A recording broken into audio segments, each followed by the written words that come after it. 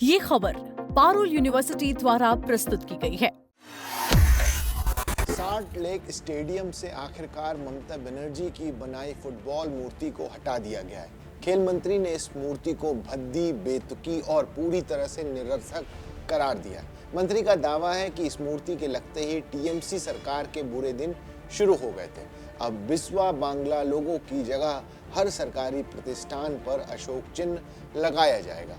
नमस्कार, मेरा नाम है अंशुल शर्मा और आप देख रहे हैं दैनिक जागरण। पश्चिम बंगाल की राजनीति और खेल जगत से एक बड़ी खबर है। साल्ट लेक स्टेडियम के बाहर लगी एक बेहद चर्चित और विवादास्पद मूर्ति को हटा दिया गया है। पश्चिम बंगाल की नई भाजपा सरकार ने एक बड़ा कदम उठाया है। सरकार ने साल्ट लेक स्टेडियम के वीवीआईपी गेट के बाहर लगी फुटबॉल थीम वाली विवादास्पद मूर्ति को शनिवार को हटा दिया। इस मूर्ति को बंगाल की पूर्व सीएम ममता बनर्जी ने खुद डिजाइन किया था। राज्य के खेल मंत्री निशीथ प्रामाणिक ने स्टेडियम के बेबुनियादी ढांचे में सुधार के तहत इस संरचना को हटाने की घोषणा की है। पश्चिम बंगाल के खेल मंत्री निशीथ प्रामाणिक ने इस मूर्ति के डिजाइन की तीखी आलोचना की।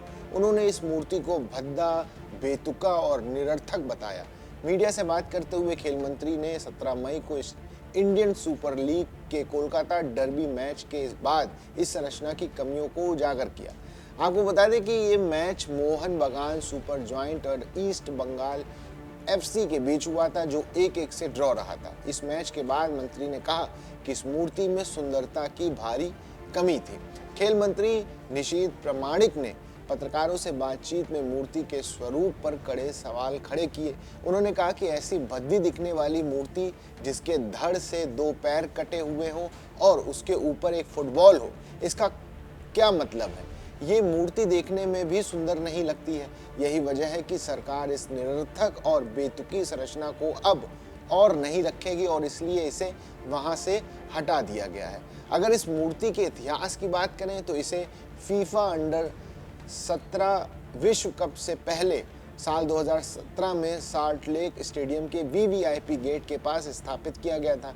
इस मूर्ति में फुटबॉल के विशालकाय पैर बिस्वा बांग्ला लोगों में विलीन होते हुए दिखाए गए थे। इसके साथ ही फुटबॉल पर जोई शब्द लिखा हुआ था, जिसके अनावरण के समय से ही कोलकाता में फुटबॉल समर्थकों से इस संरचना को लेकर मिली जुली प्रतिक्रियाएं मिली थी। कई लोगों ने इसके डिजाइन और इसके प्रतीकों पर पहले भी सवाल उठाए थे।